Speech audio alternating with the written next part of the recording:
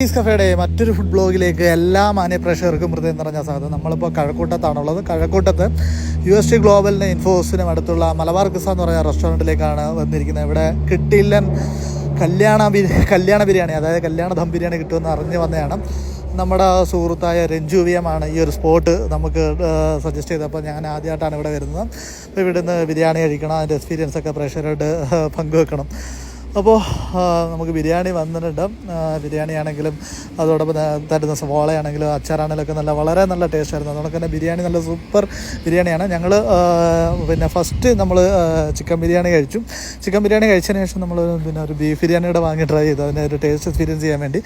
അപ്പോൾ നമ്മൾ രണ്ട് ട്രൈ ചെയ്യുന്ന സമയത്ത് ഞങ്ങൾക്ക് കൂടുതലായിട്ട് ഇഷ്ടപ്പെട്ടത് ചിക്കൻ ബിരിയാണി എന്നാണ്. ചില ആളുകൾക്ക് ചിലപ്പോൾ ബീഫ് ബിരിയാണി ആയിരിക്കും ഇഷ്ടപ്പെടുന്നത്. അപ്പോൾ ഇതിൻ്റെ വിലവേറൊക്കെ നമ്മൾ വീഡിയോയുടെ അവസാനമായിട്ട് നിങ്ങളെ കാണിക്കുന്നതായിരിക്കും, നിങ്ങൾ കണ്ടു നോക്കുക. അപ്പോൾ നമുക്ക് തീർച്ചയായിട്ടും ഇഷ്ടപ്പെട്ടു. നമ്മുടെ സുഹൃത്തുക്കൾ നമുക്ക് റെക്കമെൻഡ് ചെയ്താണ്, ഇഷ്ടപ്പെട്ടതുകൊണ്ടാണ് നമ്മൾ നിങ്ങൾക്കും സജസ്റ്റ് ചെയ്യുന്നത്.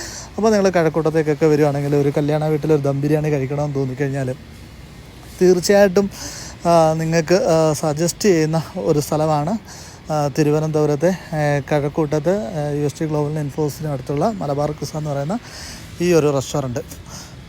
അപ്പോൾ ഞങ്ങൾ രണ്ടാമത്തെ റൗണ്ടാണ് ഇത് കഴിക്കുന്നത് കേട്ടോ. ആദ്യം ഒരു ചിക്കൻ ബിരിയാണി നമ്മൾ കംപ്ലീറ്റ് കഴിച്ച് കഴിഞ്ഞു. അതിനുശേഷം ഒരു ബീഫ് ബിരിയാണി വാങ്ങിയിട്ട് ഞങ്ങൾ രണ്ടുപേരുടെ ഷെയർ വെക്കുകയാണ് ചെയ്തത്. അപ്പോൾ നല്ല ബീഫിൻ്റെ പീസൊക്കെ ആണെങ്കിലും വളരെ സോഫ്റ്റായിരുന്നു. അപ്പോൾ നല്ല മൊത്തത്തിലുള്ളൊരു എക്സ്പീരിയൻസ് സൂപ്പറായിരുന്നു. പിന്നീട് നമ്മളൊരു സോഡാ സർബത്തൊക്കെ കഴിച്ചിട്ടാണ് നമ്മൾ അവിടെ നിന്ന് ഇറങ്ങുന്നത്.